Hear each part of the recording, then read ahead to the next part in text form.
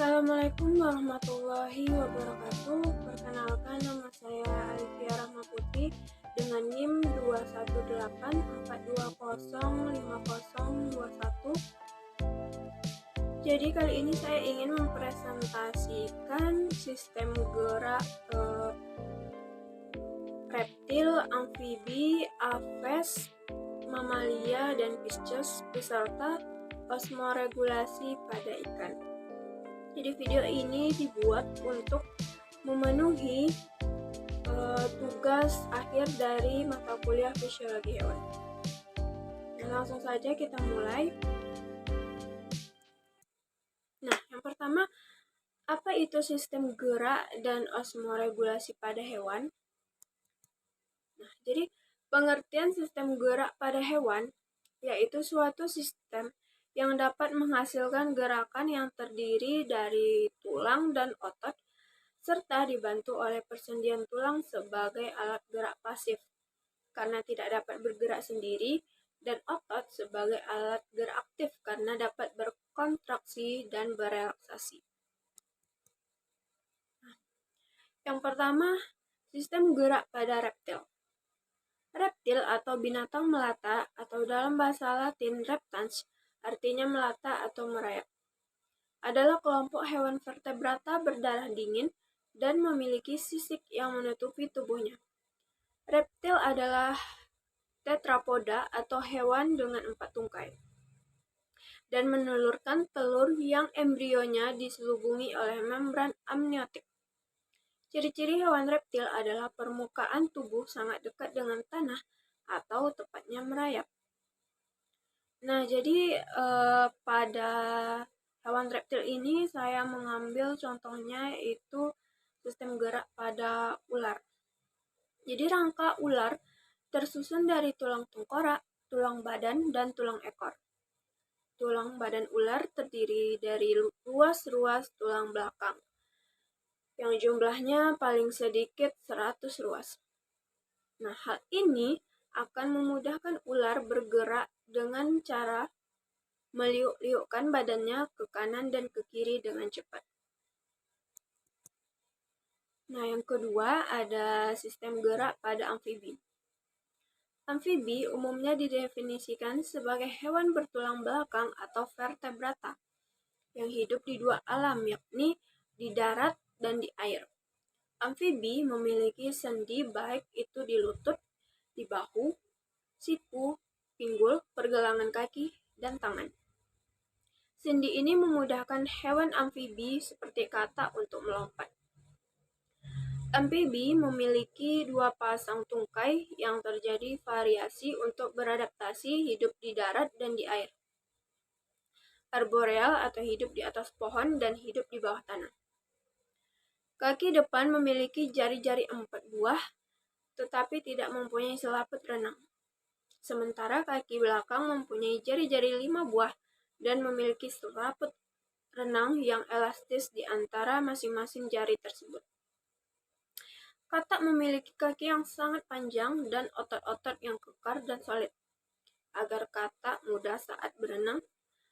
Kaki katak memiliki selaput renang. Selaput renang ini sangat berguna bagi katak saat sedang berenang di dalam air.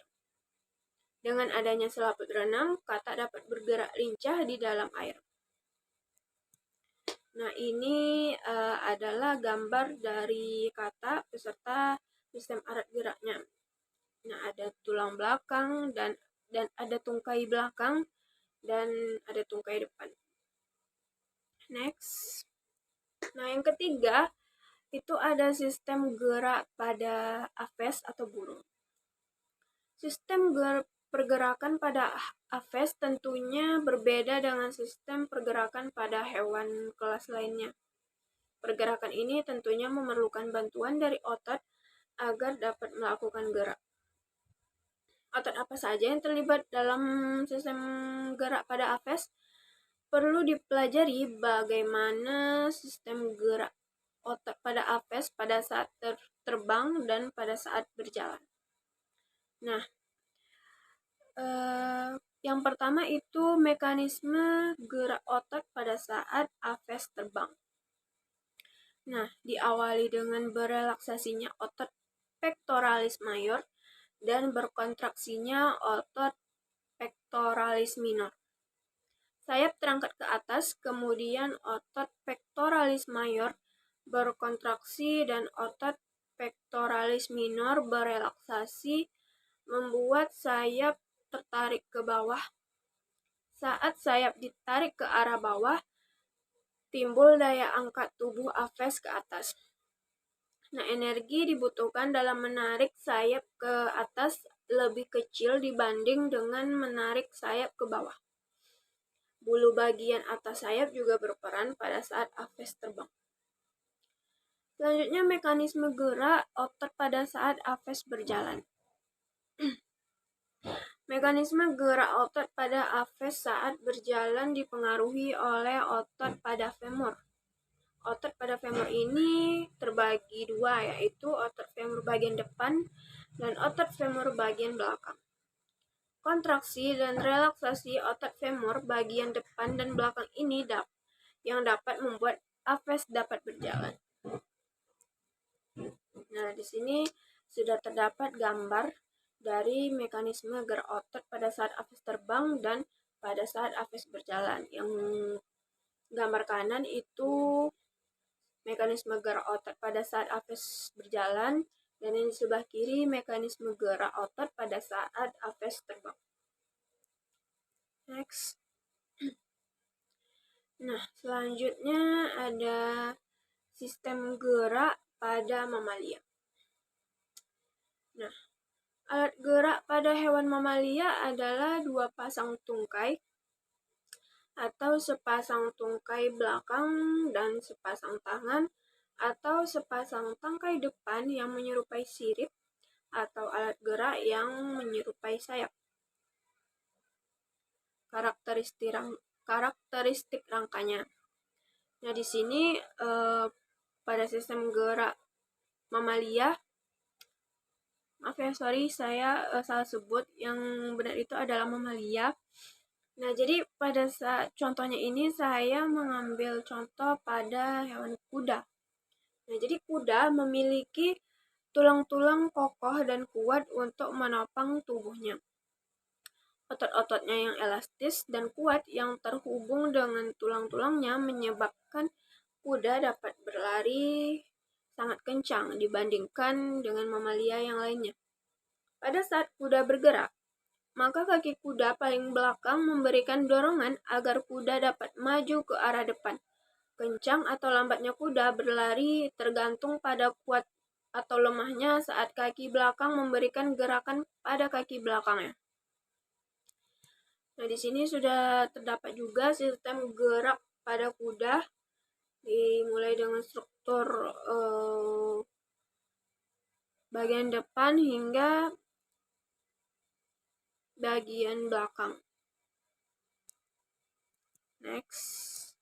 Nah, di sini juga sudah terdapat yaitu sistem gerak pada Pisces. Pisces itu juga disebut dengan ikan ya teman-teman. Jadi Pisces memiliki sirip sebagai alat gerak untuk berenang. Sirip merupakan bagian dari rangka apendikular. Ada 5 macam sirip pada ikan, yaitu sirip dada, sirip ekor, sirip perut, sirip dubur, dan sirip punggung. Baik, jadi selanjutnya ialah pengertian osmoregulasi pada Pisces. Osmoregulasi adalah upaya mengontrol keseimbangan air dan ion-ion antara tubuh dan lingkungannya, atau suatu proses pengaturan tekanan osmose. Osmoregulasi penting dilakukan karena beberapa hal, antara lain karena harus terjadi keseimbangan antara substansi tubuh dan lingkungan. Membran sel yang permeabel merupakan tempat lewatnya beberapa substansi yang bergerak cepat. Perbedaan tekanan osmose antara cairan tubuh dan lingkungan. Osmoregulasi merupakan suatu fungsi fisiologis yang membutuhkan energi yang dikontrol oleh penyerapan selektif ion-ion melewati insang, dan beberapa bagian tubuh lainnya dikontrol oleh pembuangan yang selektif terhadap garam-garam. Kemampuan osmoregulasi bergantung pada suhu, musim, umur, kondisi fisiologis, jenis kelamin, dan perbedaan genotip. Nah, selanjutnya itu osmoregulasi pada ikan. Ikan dan beberapa organisme air osmokonformer. Osmokonformer adalah sebutan bagi hewan yang mampu memelihara keseimbangan antara cairan tubuh dengan keadaan lingkungan sekitar.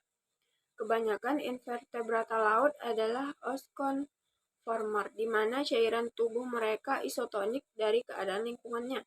Meskipun konsentrasi relatif dari garam dan cairan tubuh mereka berubah-ubah dibandingkan air laut, dalam kasus ini hewan juga harus mengatur tingkat ion internal. Titik perbedaan antara hewan air tawar, estuari, dan air laut adalah besaran proses osmoregulasi yang terjadi sehingga berpengaruh terhadap laju metabolisme dasar yang terkait dengan kebutuhan konsumsi oksigennya. Upaya menahan garam-garam internal dan kelarutan material yang lain membutuhkan konsumsi oksigen yang berbeda, tergantung besarnya perbedaan konsentrasi cairan tubuh dan lingkungannya. Next, organ osmoregulasi. Beberapa organ yang berperan dalam sistem osmoregulasi pada hewan air adalah insang, ginjal, kulit, dan usus. Organ-organ ini melakukan fungsi adaptasi di bawah kontrol hormon osmoregulasi, terutama hormon-hormon yang diekresi oleh pituitari, ginjal, dan urofisis. Pada ikan air tawar, air secara terus-menerus masuk ke dalam tubuh ikan melalui insang.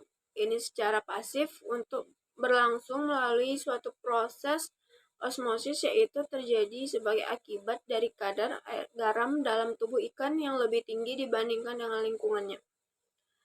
Secara umum, kulit ikan merupakan lapisan kedap sehingga garam di dalam tubuhnya tidak mudah bocor ke dalam air.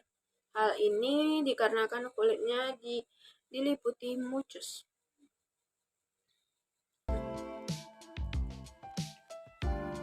Baiklah, mungkin segini dulu video yang dapat saya sampaikan, materi yang dapat saya sampaikan. Maaf apabila banyak kekurangan karena saya juga masih dalam tahap belajar. Terima kasih kepada dosen pengampu yang telah memberikan tugas ini sebagai tugas akhir. Baiklah, akhir kata saya ucapkan terima kasih banyak. Wabillahi taufiq wal hidayah. Wassalamualaikum warahmatullahi wabarakatuh. See you.